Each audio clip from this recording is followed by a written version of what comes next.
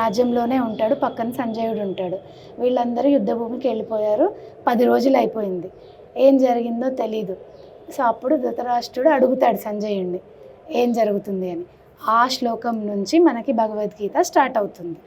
అయితే ఫస్ట్ మనం ఏ చాప్టర్ అయినా స్టార్ట్ చేసినప్పుడు ఇది చెప్పింది ఎవరు? కృష్ణ పరమాత్మ. కాబట్టి ఓం శ్రీ పరమాత్మనే నమఃతో స్టార్ట్ చేస్తాం.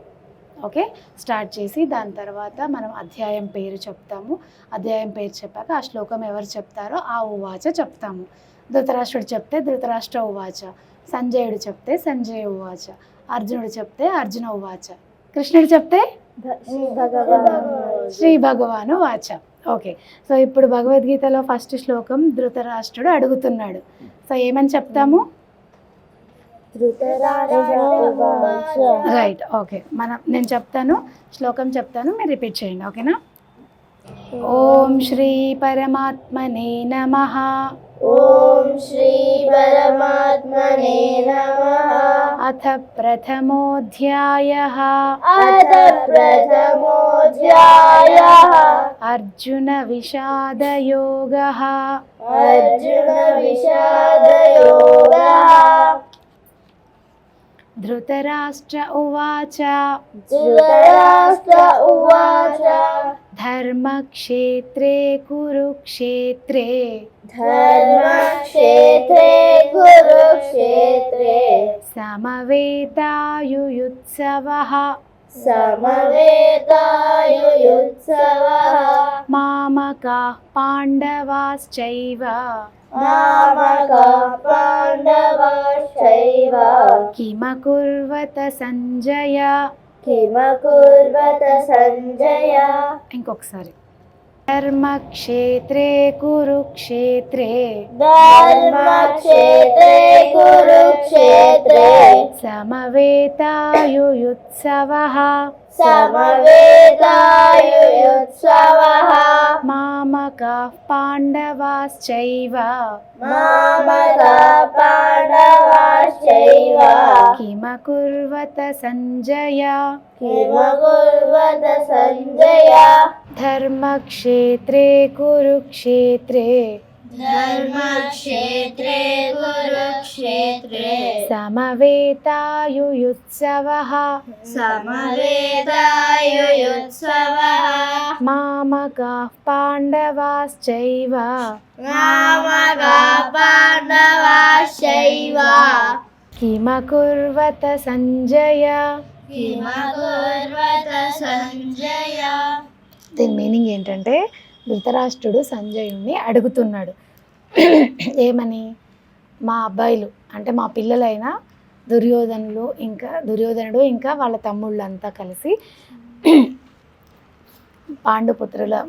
పాండవులైన పాండురాజు పుత్రులైన పాండవులతో కలిసి యుద్ధం భూమికి వెళ్ళారు కదా, వాళ్ళు ఇప్పుడు ఏం చేస్తున్నారు? అక్కడ ధర్మక్షేత్రమైన కురుక్షేత్రంలో వాళ్ళు ఇప్పుడు ఏం చేస్తున్నారు అని అడుగుతాడనమాట. సంజయుడిని అడుగుతున్నాడు. సో సంజయుడికి తెలుసు కదా, ఆయన చూడగలడు కదా అక్కడ ఏం జరుగుతుంది అనేది.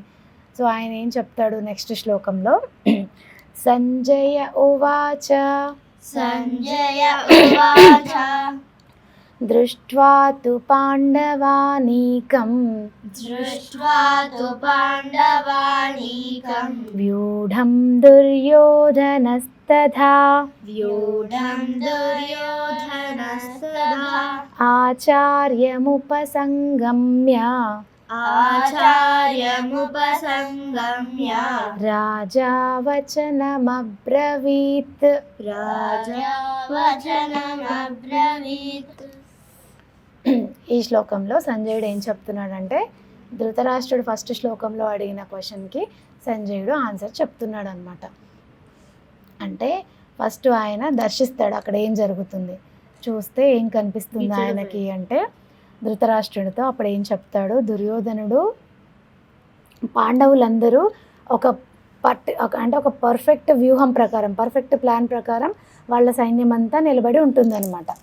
అయితే దుర్యోధనుడు దాన్ని చూసి కొంచెం ఎంతైనా టెన్షన్ పడతాం కదా మామూలుగా.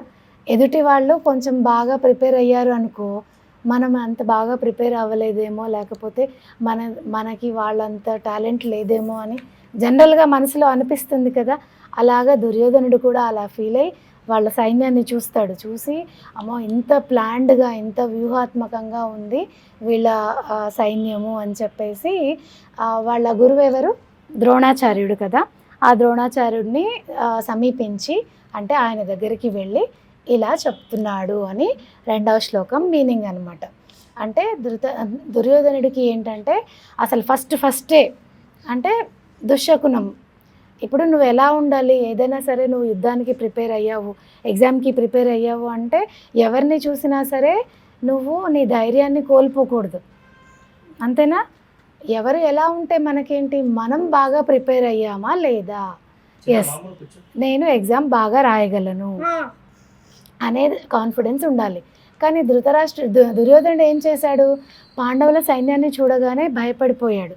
అమ్మ వీళ్ళు ఎంత వ్యూహాత్మకంగా కూర్చున్నారు, ఎంత వ్యూహాత్మకంగా ఉంది వీళ్ళ సైన్యం అని చెప్పేసి భయపడి ఫస్ట్ వాళ్ళ గురువు దగ్గరికి వెళ్తున్నాడు అనమాట. అంతే కదా, మనకి భయం వేస్తే ఫస్ట్ గురువు దగ్గరికే కదా వెళ్తాం. అంటే ఎగ్జామ్ రాయడానికి వెళ్ళాము, ఏదైనా డౌట్ వచ్చింది ఫస్ట్ ఎవరి దగ్గరికి వెళ్తాం, టీచర్ దగ్గరికి వెళ్తాం. సో దుర్యోధనుడు కూడా అలా వాళ్ళ టీచర్ దగ్గరికి వెళ్ళాడు. ఒకసారి 2వ శ్లోకం మళ్ళీ చెప్దామా, అందరం కలిసి చెప్దాం, ఓకే? దృష్ట్వా తు పాండవానీకం వ్యూఢం దుర్యోధనస్తథా ఆచార్యముపసంగమ్య రాజా వచనమబ్రవీత్. నెక్స్ట్ ఇప్పుడేంటి, దుర్యోధనుడు వాళ్ళ గురువు దగ్గరికి వెళ్ళి ఏం మాట్లాడుతున్నాడో 3వ శ్లోకంలో చూద్దాం. 3వ శ్లోకం. పశ్యైతాం పాండుపుత్రాణాం ఆచార్య మహతీం చ మూం వ్యూఢాం ద్రుపదపుత్రేణ తవ శిష్యేణ ధీమతా. ఈ శ్లోకంలో మనకి చాలా ఇన్ఫర్మేషన్ ఉంది. ఏంటి, దుర్యోధనుడు ద్రోణాచార్యుని దగ్గరికి వెళ్ళి ఓ గురువర్య ఏం చెప్తున్నాడు, ఇప్పుడు యుద్ధం చేస్తున్నప్పుడు ఒక్కొక్క సేనకి ఒక్కొక్క ప్రధాన సైన్యాధిపతి ఉంటాడు, అవునా? పాండవులకి ఒక ప్రధాన సైన్యాధిపతి, కౌరవులకి ఒక ప్రధాన సైన్యాధిపతి ఉంటారు. అయితే ఇప్పుడు దుర్యోధనుడు ఎవరిని గురించి చెప్తున్నాడంటే పాండవుల యొక్క ప్రధాన సైన్యాధిపతి అయిన ఎవరు, పాండవుల సైన్యాధిపతి దృష్టద్యుమ్నుడు. పాండవుల్లో ముఖ్యుడు అంటే అర్జునుడు, కానీ సైన్యాధిపతి ఎవరు, దృష్టద్యుమ్నుడు. దృష్టద్యుమ్నుడు అంటే ఎవరు, ద్రుపదరాజు పుత్రుడు అనమాట. ద్రుపదరాజు పుత్రుడు అంటే ద్రౌపదికి ఏమవుతాడు, బ్రదర్ అవుతాడు, అంతేనా? సో ఆ దృష్టద్యుమ్నుడు వ్యూహ రచనలో చాలా పర్ఫెక్ట్ అనమాట. అంటే ఆయన ఒక ప్లానింగ్ వేస్తే ఇంకా అంతకు మించిన ప్లాన్ ఇంకెవరు వేయలేరు అనమాట, అంత టాలెంటెడ్. సో అందుకనే పాండవులు దృష్టద్యుమ్నుడిని వాళ్ళ సైన్యాధిపతిగా నియమించుకున్నారు. సైన్యాధిపతి అంటే ఏం చేయాలి, సైన్యాన్ని ఒక పర్ఫెక్ట్, అంటే ఇప్పుడు సైన్యం అంటే మనలాగా 2-3 ఉండరు కదా. సైన్యం ఎంత మొత్తం యుద్ధంలో పార్టిసిపేట్ చేసే సైన్యం 18 అక్షౌహిణీలు. అక్షౌహిణి అంటే ఏంటి, ఎవరెవరు ఉంటారు అక్షౌహిణిలో? రథాలు, గుర్రాలు, ఏనుగులు, కాల్బంట్లు. రథాలు, ఏనుగులు, గుర్రాలు, కాల్బంట్లు. సో ఒక అక్షౌహిణి అంటే వాళ్ళ ఇష్టం వచ్చినన్ని రథాలు, వాళ్ళ ఇష్టం వచ్చినన్ని గుర్రాలు, కాల్బంట్లు తీసుకొని వస్తే అవ్వదు. దానికి ఒక పర్ఫెక్ట్ లెక్క ఉంది. ఏంటి, ఒక నిర్దిష్టమైన నంబర్ మాత్రమే ఉండాలి అన్నీ. ఒక్కొక్క అక్షౌహిణిలో ఎన్ని రథాలు ఉండాలి? ఇప్పుడు అక్షౌహిణి అంటే ఎంతమంది ఉంటారో తెలిస్తే కదా మీకు వాళ్ళ వ్యూహ రచన ఎంత పర్ఫెక్ట్గా ఉందని అర్థమవుతుంది. సో ఇప్పుడు ఒక 100 మంది అనుకో, నేను ఈజీగా నిలబెట్టేస్తా. ఒక 1000 మంది అనుకో, అది కూడా కొంచెం కష్టంగా నిలబెట్టచ్చు. బట్ అక్షౌహిణి సైన్యం అంటే మామూలు సైన్యం కాదు కదా. ఒక అక్షౌహిణిలో ఎంతమంది ఉంటారు? ఫస్ట్ ఏనుగులు, తర్వాత రథాలు, తర్వాత గుర్రాలు, తర్వాత కాల్బంట్లు. ఓకే, ఏనుగులు ఎన్ని ఉంటాయి? 21,870 ఏనుగులు ఉంటాయి. 21,870.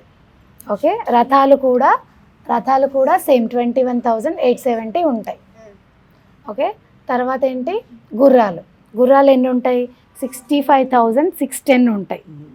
ఓకే, అర్థమవుతుందా ఎంత ఎక్కువ అంటే హ్యూజ్ రేంజ్ ఆఫ్ సైన్యము అనేది? అర్థమవుతుందా? తర్వాత 1,09,350 కాల్బంట్లు అంటే ఏంటి? వాళ్ళకి రథం కానీ గుర్రం కానీ ఏనుగు కానీ ఏమీ ఉండదు. వాళ్ళకు ఒక డాలు, ఒక కత్తి ఉంటుంది. అంటే డాలు ఎందుకు? వాళ్ళని వాళ్ళు రక్షించుకోవడానికి, కత్తి ఎందుకు? యుద్ధం చేయడానికి. ఓకే, సో ఇప్పుడు ఇన్ని గుర్రాలు, ఇన్ని రథాలు, ఇన్ని ఏనుగులు. ఆ ఏనుగులు ఊరికే ఉంటాయా? మళ్ళీ దానిపైన మనిషి ఉండాలిగా. ఆ మనిషికి మళ్ళీ అవన్నీ కావాలి కదా, వెపన్స్ అన్నీ. సో ఇలాంటి అక్షౌహిణీలు పాండవుల దగ్గర 7 అక్షౌహిణీలు ఉన్నాయి. సో ఒక అక్షౌహిణిలో మొత్తం ఎన్ని ఉన్నాయి కదా, అలాంటి అక్షౌహిణీలు పాండవుల దగ్గర 7 ఉన్నాయి. కౌరవుల దగ్గర ఎన్ని ఉన్నాయి? 11 ఉన్నాయి. అంటే పాండవుల కన్నా కౌరవులకి 4 అక్షౌహిణీస్ ఎక్కువ.